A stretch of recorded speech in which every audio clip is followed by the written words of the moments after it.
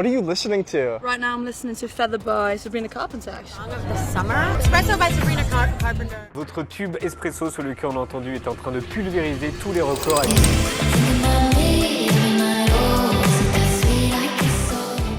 1999, à cette époque, Britney Spears sort son premier titre qui cartonne, Baby One More Time, et la même année, Sabrina Anlin Carpenter naît le 11 mai à Quakerton. Elle grandit à East Greenville, qui est différent de Greenville, là où MrBeast fait ses vidéos. Ses deux parents, Elizabeth et David, ils ont tous deux une expérience d'artiste, mais ils n'ont pas suivi le même chemin. Elizabeth, elle est chiropractrice, c'est comme une ostéopathe, mais avec quelques instruments en plus si vous savez pas. Elle a eu une grosse expérience de danseuse qui va inspirer Sabrina à faire de même, parce que avant le chant et le théâtre, elle a d'abord commencé à danser, Sabrina. Et David, de son côté, est chef cuisinier, mais plus jeune, il aurait peut-être eu un garage band. Vous savez, les groupes qui jouent dans le garage après le lycée, mais même Sabrina, elle est même pas sûre. Sabrina a 3 sœurs aînées, une demi-sœur, Kayla Nicole Carpenter, que son père a eu avec son ancienne femme, puis Shannon Carpenter et Sarah Elizabeth Carpenter. Et petite anecdote supplémentaire, mais leur tante, c'est la voix américaine de Marge. Donc ils ont un petit peu des contacts dans le gros doublage américain dans leur famille. Elle suit le même traitement que plein d'artistes, comme Billie Eilish, car elle est scolarisée à domicile. Sabrina, elle se passionne pour la danse et les instruments de musique. Elle apprend le piano seule, puis la guitare en regardant des vidéos sur YouTube. Elle dit elle-même à l'époque qu'elle voulait s'entraîner pour en faire tous les jours et s'améliorer. Et dès son plus jeune âge, ses parents la soutiennent déjà parce que quand elle avait 8-9 ans, elle faisait de nombreux karaokés. Et ses parents, ils la trouvaient déjà super douée à cette époque. En dehors de ça, comme nous, Sabrina, elle est née dans l'émergence de YouTube. Alors pour devenir une star, quoi de mieux que de poster des vidéos sur la plateforme. Sabrina et sa plus jeune sœur vont partager une chaîne YouTube avec d'autres filles. Elle s'est toujours intéressée au chant et à la musique, alors elle a créé sa propre chaîne YouTube en 2009 où elle poste des covers et n'a que 10 ans. Elle reprend notamment des chansons de Christina Aguilera, Adele ou même Tyler Swift, et la toute première vidéo d'elle, c'est d'ailleurs une reprise de Picture to Burn. À 10 ans, son père David, il va construire un espèce de petit studio dans sa chambre pour qu'elle puisse enregistrer de la musique, et la même année, elle va s'inscrire à un concours qui fait pas mal parler à cette époque, un concours de chant qui est dirigé par Miley Cyrus, The Next Miley Cyrus Project.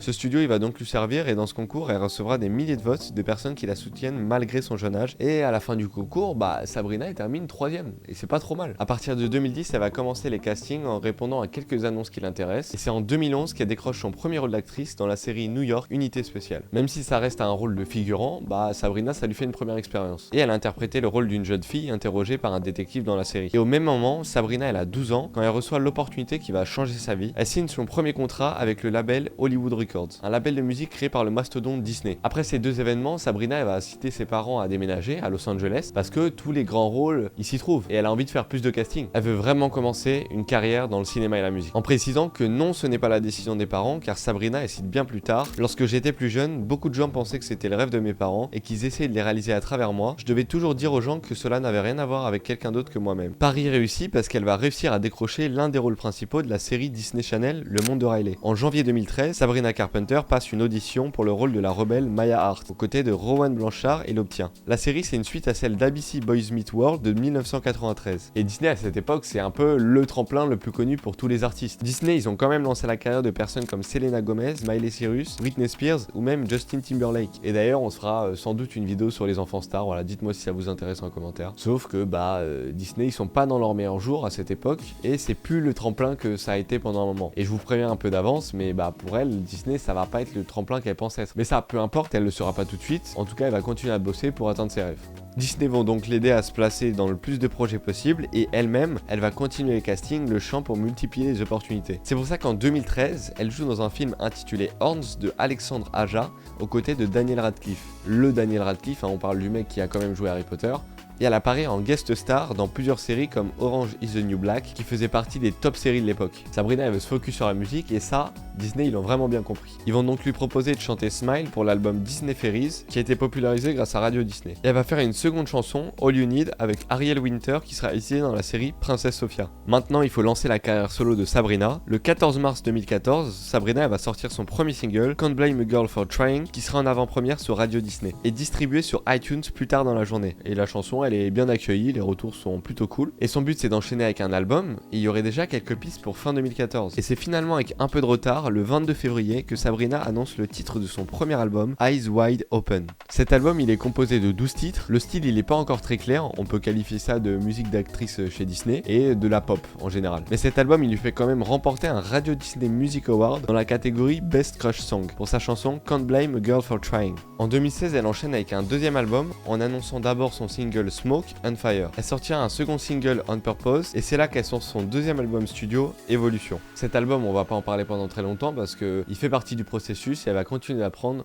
en faisant de la musique. On enchaîne en 2017 où elle partage un nouveau clip, Thumbs, mais c'est surtout l'année où elle annonce sa première tournée de l'été, de Detour. Elle parcourt les États-Unis au complet et va dans quelques provinces du Canada pour terminer dans une salle de Toronto d'une capacité de 16 000 personnes. Et les semaines qui suivent, elle sortira 2 singles supplémentaires, Why et Alone. Bref, elle va continuer à faire pas mal de feats, de collaborations, elle va interpréter quelques génériques et un peu de musique pas très connue, mais ça montre un peu l'énergie qu'elle a pour tout réussir quoi. Elle veut absolument réussir. Sabrina, elle se donne toutes les chances, mais on peut surtout noter qu'elle a fait toute la première partie d'Ariana Grande pour toute sa tournée et ça c'est vraiment cool pour son image. En 2018 elle sort Singular Acts, un nouvel album et cet album il est composé de 8 titres qui font partie de cette recherche musicale où Sabrina va un peu tester tous les genres possibles et inimaginables pour comprendre qui elle est vraiment. Et l'année suivante elle sort une deuxième partie, Singular Act 2 et elle va le dévoiler d'une manière un peu marrante parce qu'elle va aller au milieu Times Square et elle va airdropper à tous les fans qui sont autour d'elle l'album. Comme quoi le marketing ne date pas d'hier, voilà c'est pas nouveau. 2020 pour elle c'est une année où le cinéma va s'imposer parce qu'elle va enchaîner les tournages. Tout d'abord son premier film avec le rôle principal sur une production Netflix, Work It. Elle va aussi obtenir le rôle principal dans le film Clouds. Et en mars 2020, Sabrina elle rejoindra la troupe de la comédie musicale Mean Girls, jouée au August Wilson Theatre à Broadway. Ce rôle, il marque ses débuts à Broadway, mais malheureusement, il y a un événement qui va se passer, qu'on a tous vécu de plein fouet, qui va lui tomber dessus. Le Covid va causer la fermeture des théâtres et empêcher de tourner des films pendant un long moment. Et juste derrière le Covid, il y a un autre événement qui va aussi faire parler d'elle, mais pas forcément en bien. Apparemment, ce drama, on en a tous entendu parler. Moi, non. Donc, j'espère que vous aussi et que je me sentirai pas seul. En 2021, Sabrina Carpenter, elle est au milieu d'une tourmente assez étonnante de jalousie. Elle va avoir des histoires avec un garçon du nom de Joshua Bassett qui avait fréquenté plutôt Olivia Rodrigo, tout droit sorti de High School Musical. Et cette Olivia, elle va sortir un titre du nom de Driver's License qui vise Sabrina. Sauf que cette musique, elle est devenue virale. Et dans la musique, elle disait: "Tu es probablement avec cette fille blonde qui m'a toujours fait douter. Elle est tellement plus âgée que moi. Blablabla. Bla bla bla." Bref, toute la musique parle de Joshua et Sabrina. Elle va répondre quelques temps après dans sa chanson Skins qu'elle aurait pu être amie avec Olivia dans une autre vie. Même si quand on lui demande si elle parle d'Olivia en interview, elle va jamais dire oui. Voilà. Mais ce que je vous ai pas dit, c'est que tout ça, c'est un gros coup de com' de tous les producteurs. Voilà. Seulement, ils avaient pas prévu que ça fasse autant de bruit. Et surtout pour Olivia, parce que là, c'est elle qui a reçu toute la hype. Et Sabrina et Joshua, ils ont pas percé autant qu'ils auraient pensé. Je trouvais marrant de noter un peu ce moment de sa vie parce que même si c'est un espèce de cadre people, en fait, on comprend que peu importe ce qui se passe, c'est toujours un succès potentiel. Après tout ce passage et ce qui va signer à la meilleure décision de sa vie, c'est son départ de Hollywood Records, le label créé par Disney, je le rappelle. Elle signera chez Island Records, qui l'accompagne pour son prochain album et qui lui ouvrira l'une des portes du succès. 2022, son 5e projet, Email I Can't Send. Avec ce dernier opus, Sabrina Carpenter, elle affirme son talent et le Billboard la place à la 19e place sur 50 des meilleurs albums de l'année. Ce changement de label, il lui fait beaucoup de bien parce qu'on le voit un petit peu dans l'album qu'il y a une grosse différence de grain, c'est beaucoup plus authentique et elle commence à se rapprocher d'un genre qui est le sien. 24 ans déjà et Sabrina, elle a rencontré Taylor Swift lors des coulisses d'un show 6 ans plus tôt, qui lui propose de faire la première partie des spectacles de sa tournée, de Eras Tour au Mexique, en Argentine et au Brésil. Une opportunité qu'elle va pas rater. Sabrina, ça a toujours été un peu une artiste connue, mais pas au stade de superstar. Elle a énormément gagné en visibilité grâce à la télé, mais pas encore suffisamment pour que tout le monde la connaisse. Mais il y a une chose qui va tout changer, c'est le hit de l'été. Durant l'été 2023, Sabrina Carpenter, elle est partie en vacances en France et elle a pas seulement profité de la France pour ses paysages et sa gastronomie, mais de passage dans le village de Chaillan en Mayenne, elle a enregistré un single dans les studios Flows qui deviendra son single référence. Ce vendredi 23 août 2024 sort le 5e album de Sabrina, Short and Sweet, avec 2 singles qu'il a enfin placés devant tous les projecteurs. Ces singles, on les a tous entendus, ils ont résonné dans nos têtes tout l'été, notamment le refrain de Expresso, et ce succès il s'explique notamment par la force de TikTok et des trends qui ont été réalisés avec ce titre. Beaucoup l'ont déclaré chanson de l'été 2024 avant même que l'été ne commence. Sauf que le problème, à ce jour, Expresso a seulement atteint la 3e place du Billboard Hot 100, et pour être réellement une chanson de l'été, la chanson elle doit atteindre la 1re place. Seulement au moment où Sabrina a sorti Please Please Please, qui est une chanson plus décalée et plus mélancolique, celle-ci va aller chercher la 1re place du Billboard. Donc je sais pas si on se rend compte du peu de fois dans le monde où un artiste s'est retrouvé avec 2 titres dans le top 5, dont le top 1, c'est rare, très rare. Les 2 titres aujourd'hui, c'est plus de 2 milliards d'écoutes sur Spotify en quelques mois, c'est